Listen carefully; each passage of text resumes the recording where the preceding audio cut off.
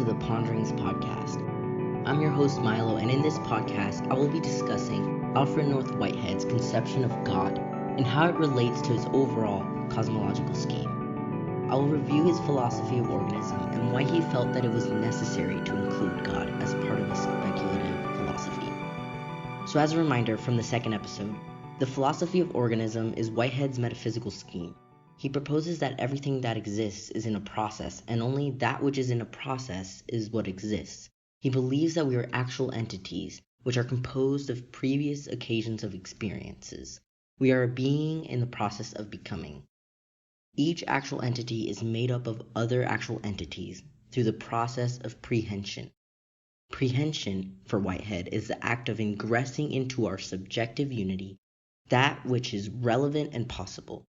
Concrescence is the production of novel togetherness, when actual entities prehend other actual entities and eternal objects. Actual entities exist as singular occasions of experience, or a collection of occasions of experience.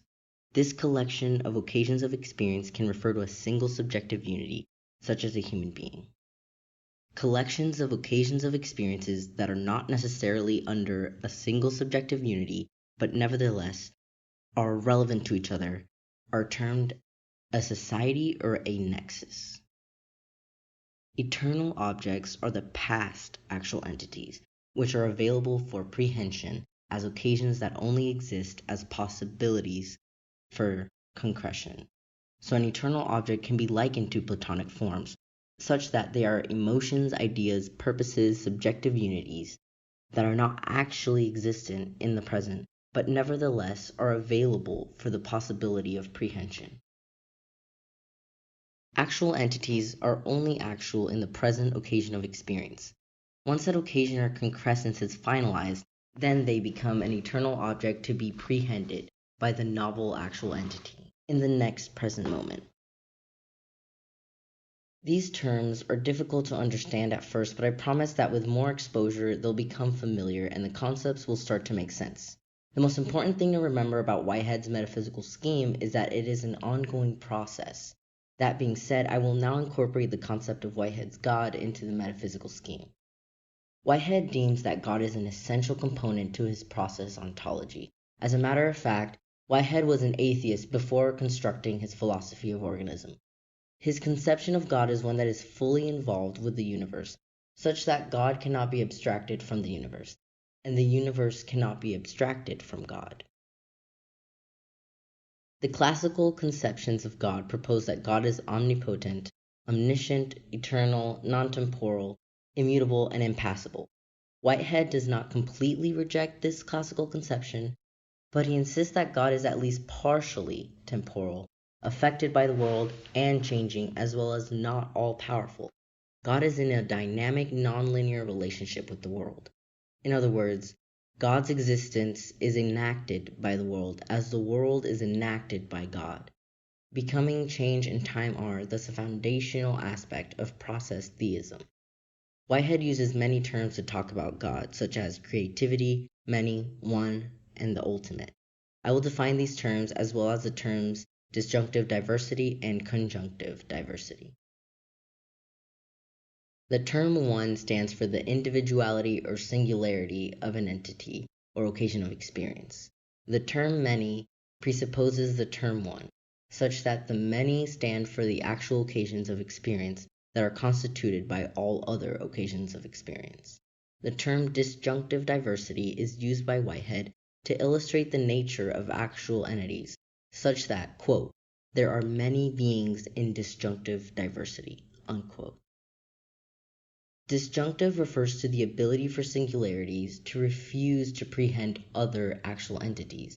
That is, these actual entities are distinguishable from each other when they are able to choose what is relevant to positively prehend and bring into their subjective unity. What is deemed irrelevant to the actual entity is then negatively prehended such that it is not included into the subjective unity of experience of the actual entity.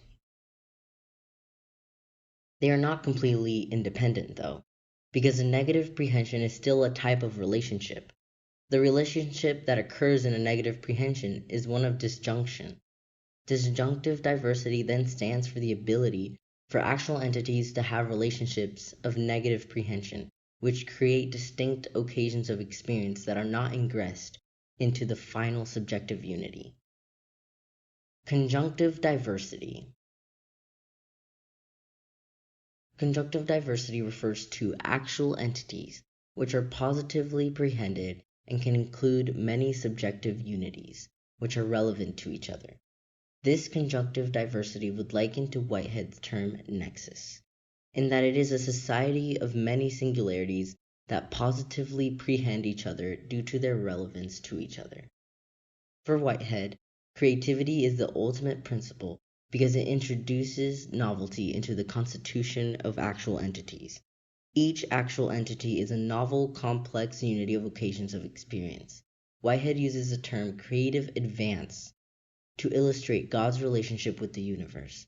God, as the principle for novelty and creativity, enacts the advance from disjunction to conjunction, which create a novel entity from the many given disjunctive entities. Quote, the many become one and are increased by one. Unquote. God as creativity is not an ultimate transcendent reality. Neither is God a metaphysical agent that produces the universe. For Whitehead, God as a creative principle does not refer to a real being. Rather, God as creativity is the character of every occasion of experience, both eternal objects and actual entities. The occasions of experience and God hold an equal metaphysical footing. God exists as a social being in a dynamic, non-linear interaction with the universe. Supernaturalism is thus rejected because it proposes that there is a reality that can be abstracted from the universe. Whitehead's God cannot be abstracted from the universe, and conversely, the universe cannot be abstracted from God. There is no supernatural intervention, but rather, God and actual entities are co-creators of the world. Every actual entity, including God, has a dipolar nature. This dipolar nature consists of a physical pole and a mental pole. This physical pole and mental pole are not synonymous to Descartes' mind-body dualism. Descartes proposed that the mind and body were separate and distinct substances. Whitehead proposes that the physical pole and mental pole are distinguishable but, at the same time, inseparable. Whitehead also does not conceive the actual entity to be a substance, but rather it is a process. God's physical pole and mental pole are characterized as the consequent nature and the primordial nature. Whitehead's category of the ultimate lays out his conception of God as an ontological principle that is presupposed by his other three categories of existence, categories of explanation, and the categorial obligations. The ontological principle states that, quote, it is the principle that everything is positively somewhere in actuality and in potency everywhere. This ontological principle insists on the existence of God as a necessary agent for eternal objects. God is an agent of comparison for eternal objects. Agency of comparison only exists in actual entities. Actual entities have the ability to compare and contrast, that is, positively and negatively prehend eternal objects and other actual entities into their subjective unity. Eternal objects alone cannot perform this act of prehension. God, therefore, serves as an agency for eternal objects.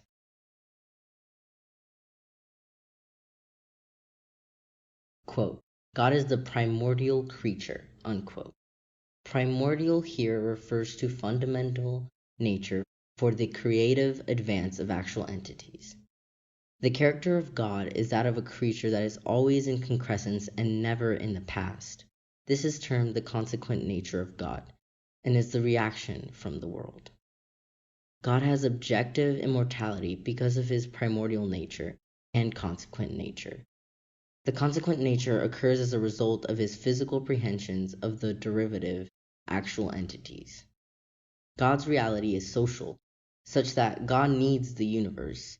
Prehension ensures that the world is part of God and that God is part of the world. Whitehead's concept of God is panentheistic. In classical theism, the world is completely external to God, and in pantheism, the world is identical to God. But panentheism, on the other hand, proposes that the world is within God. Occasions of experience can be considered fragments of God, such that they are parts within God but are not necessarily illustrative of the whole. Quote, wholes do not necessarily share the characteristics of their parts, unquote. This means that if there are evil parts in the world, this does not mean that God as a whole is evil. God and the creatures are co-creators, which gives autonomy and agency to the creatures. God is able to feel all the possibilities for a situation, but only the creatures as subjective unities have the ability to choose which possibilities are prehended. God then acts as a lure for feeling, luring the creatures into the most optimal possibilities. Again, the creatures have final agency when it comes to deciding how to act. This illustrates how Whitehead deals with the problem of evil. Since God is not all-powerful, God does not have the ability to prevent evil. The creatures and God share power to co-create the world. God does not force, but rather persuades creatures through the sense of appetition. Quote, all physical experience is accompanied by an appetite for or against its continuance. An example is the appetition of self-preservation, unquote. The lure of God manifests itself as appetition for self-preservation or to thirst for relevant and novel forms to be prehended. Relevance has to do with the togetherness of forms, which constitute an actuality. God serves as an agent of determining relevance in the context of eternal objects to be prehended.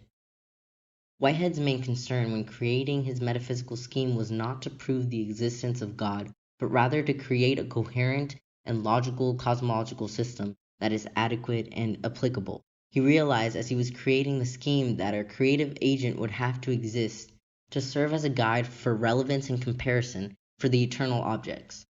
God was then deemed as a necessary component for the creative advance of the universe. Whitehead's argument for God is constructed to ultimately explain why process metaphysics needs the concept of God for the overall coherence of the scheme. Whitehead proposes that we should not have blind faith in religious experience, but neither should we discount the possibility of religious experience to disclose aspects of our human experience. We must look at any scientific venture as progress and not as finality. I hope that process theology has given you a different way to think about God, not as an almighty sovereign, but as a co-creator and lurer in the world. Thank you for listening, and stay tuned.